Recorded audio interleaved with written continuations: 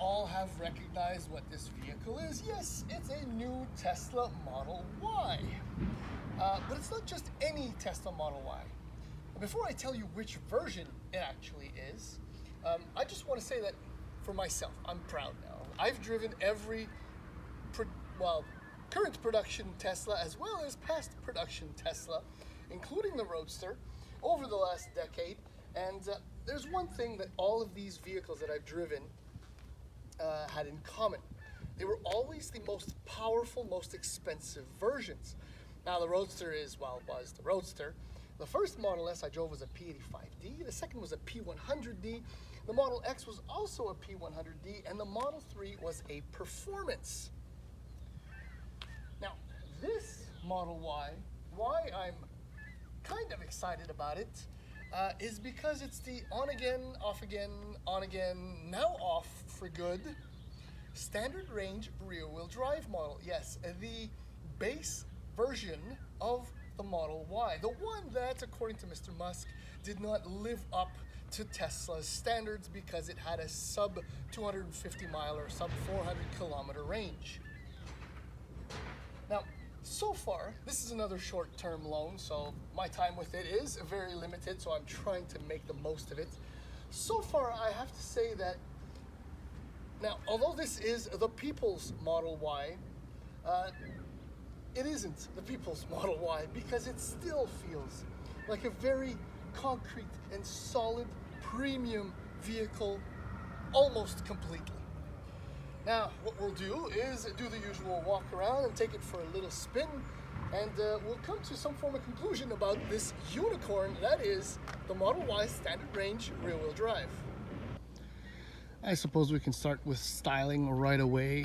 I mean, it's been referred to as an egg, and I suppose the white color doesn't help very much, or a disproportionately bloated Model 3, but suffice it to say, it still looks like a Tesla. It has its own signature design, which a lot of manufacturers work really, really hard to develop, and Tesla's earned it, and they still make my head turn when I see one. And that's probably because I'm hyper aware that this is an all new model, and that will fade, I know, because I don't see Model 3s anymore. They are all over the place.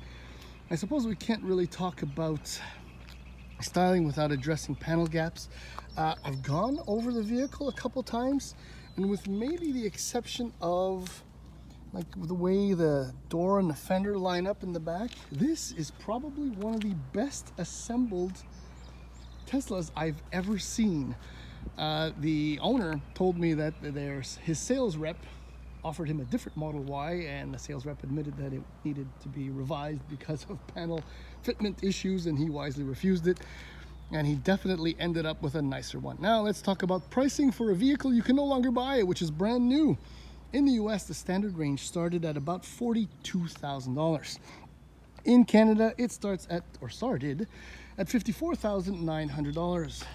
What you got with that was the basic autopilot, the heated steering wheel, the 15-inch screen, over-the-air updates. This is a 5-seater, and the heat pump for the cabin, this is the first Tesla to actually offer it as standard and included. Also, this model, this is the least expensive Tesla Model Y you are likely to ever see. In fact, it has only one option, which is the tow package, meaning that it retails for a grand total of $56,200. That's it. You'll never see a less expensive Model Y ever. Now let's just do the usual walk around. Now, unfortunately, Tesla is not entirely forthcoming with most of their specs and data. They'll give you what they want you to know. So I don't have the exact size of the trunk, but look, suffice it to say that it is enormous. It's got the very deep bins on both sides. Look, you can stick a backpack, and it goes all the way down to the bottom. And that's not all, because you also have storage under here. Yes, there's also a front, which is the same size, whether or not it has a front motor or not. Now, accessing the rear is really nice because it has quite a tall cutout in the body, and there is loads of room. I mean, I understand why Elon thinks that this will become maybe one of the best-selling vehicles in the world, because it really does have a lot going for it. That's my driving position up front. There's an enormous amount of legroom. You could potentially slide 3 across if you do set up the seats for the kids. That will probably not be possible. Here's a shot of the vast expanse of glass in the ceiling, and it just keeps going and going and going and going, and there you are. Now I'm dizzy. Okay, so that was a shot of the dash in the 15-inch screen. That's the best way to look at it. Very much like the Model 3, there is nothing going on with the dashboard and the front of the vehicle. One detail that I do like about the Model Y is that everything is blacked out, so it's like chrome delete standard, which is fantastic. And here's a funny thing about the seats: they're actually really comfortable once you sit in them. There's something weird going on with the support on the side. It kind of crunches, which I don't know, maybe it's just my butt's too big for this, I'm not sure, but it's kind of weird. It gives me a weird feeling that maybe it won't last 10 years, as a seat should. Like the dashboard, I mean, the door cards are very plain but functional, well put together.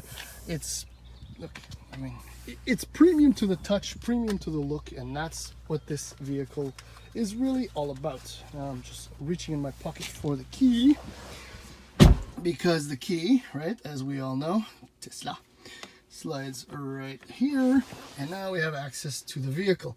Steering wheel is actually really nice. It's really fat and grippy. There's your column shifter right there, and your stock for your wipers and turn signals. The visibility is actually really good. There's a good gap there, and you feel like you're sitting up high despite the seat being in the lower position. This is a very contrary to the Model 3, which you feel like you're sitting under the dash. It's another shot of the dash. Storage is actually really good too. Lots of room down there. You have your cup holders. I didn't put that back together well. There, that works out. And then there's the screen. Now, if everything is in French, that's because the owner is a francophone and I am based in Montreal, Quebec. So you have all your various menus, which if you know how to work a tablet, it's very intuitive and works quite well. Here's your Sentry mode. You can see an accurate TSX. And there you want to work your wipers. Everything is set up. Your heated seat, which I don't need because it's nice and warm today. And your temperature control. Your drive modes, I'll just show you that. I've set it in comfort. It's not entirely comfortable when it's set, even when it's set in comfort, but it's still quite good. I mean, we could do a 25-minute video just on going through. Here's a fancy one in case you had never seen that before. Yep, that's how you open the glove box. Yeah, we could do a full video just on the screen here and the menus, but what I want to do now is take it for a drive, so let's do that. Now, what's fun about borrowing people's cars and owners is that you get their impressions, which are important, if mostly because they have to live with the vehicle, and Pierre has had it for I think about a month. One of his remarks about the Model Y is that when he was shopping for one, he did not believe that this was an $80,000 SUV, or could be an $80,000 SUV. It's one of the reasons that motivated him to get an SR, and he signed for an SR about 8 days before Musk pulled the plug on the model, which is kind of cool. But now that he owns his standard range Model Y, he completely understands why this vehicle is priced the way it is. It's premium, it's powerful, it's advanced, it's good to drive. There are a lot of things going on. And he does not drink, has never drunk the Tesla Kool-Aid. But now he somewhat regrets his standard range, and he wants to maybe trade up not too long from now for a long-range dual motor version. We do live in Canada after all, and not only is the extra range fun, but then obviously having all-wheel drive is definitely a bonus. I suppose we can talk about that now. So the standard range has a 55 kilowatt battery, 55 kilowatt hour battery. Now this is data and information that I had to dig to find because, as I said, Tesla is not forthcoming with all the information. The range is 244 miles or 393 kilometers, hence why it is not up to Tesla standards. The single rear-mounted motor produces 275 horsepower, also something that I found and figured out. So as is, even in normal mode, whatever, as is, this thing will reach 100 kilometers an hour from a standstill in 5.6 seconds. And when you do get on the throttle, it does get out of its way, even right now, in comfort. It feels fantastic, as any EV would. Now, going up to the long-range model, the basic long-range model, you do get now a 75 kilowatt-hour battery, which will give you about, if memory serves, about 525 kilometers of range. And your power will not double, but it goes up to a total system combined of 351 horsepower, which means that the 0 to 100 kilometer an hour sprint now drops to 5.3 seconds. So you get more range, not necessarily quicker. You lose efficiency because the long range dual versus the standard range single, it weighs about 500 pounds more. But I think it's definitely worth the asking price, and if I'm not mistaken, starting price is $69,900 or $69,990. Let's just say $70,000.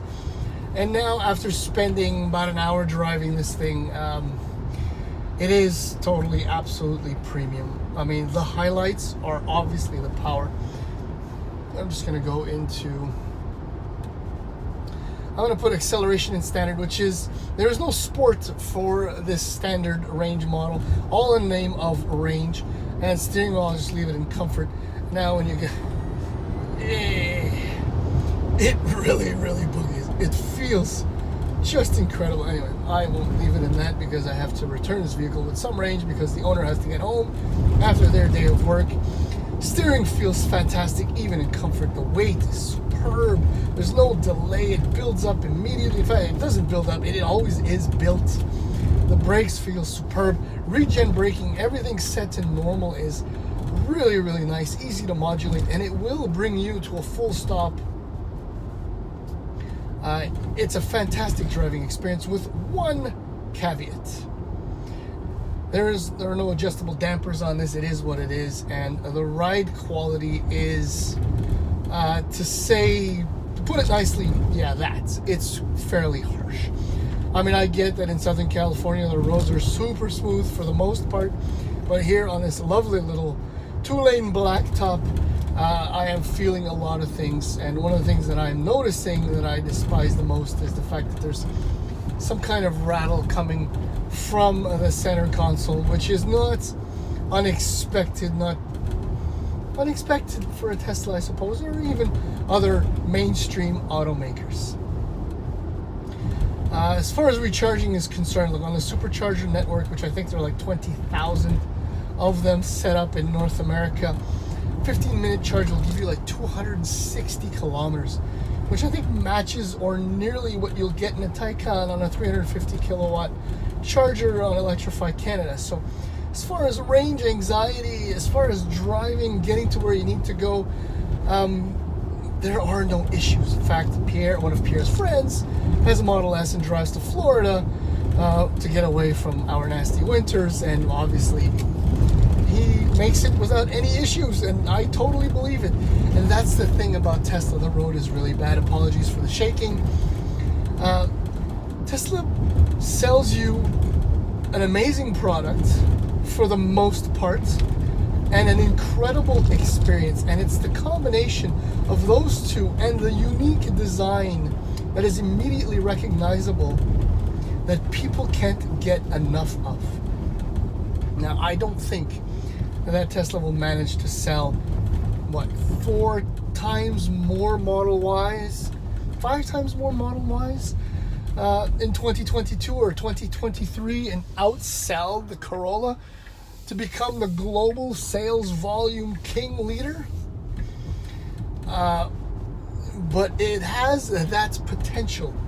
In fact, so does the Volkswagen ID4, which I really, really look forward to driving. And I suppose I can just edge in here the Mustang Mach-E, because it is one of this vehicle's main competitors, and that premiumness, that special driving experience, everything that I'm feeling or getting out of driving this vehicle, I did not get in the Mach-E. I found it to be bland, not entirely special. In fact, to a certain extent, like a generation behind this, definitely a generation behind an Audi e-tron, which is maybe not an entirely fair comparison, but even so. So yeah, I get this. I just wish you could downsize the wheels, or you can get adaptive dampers or something like that, or an air suspension to smooth out the ride quality, because otherwise this thing it's just brilliant.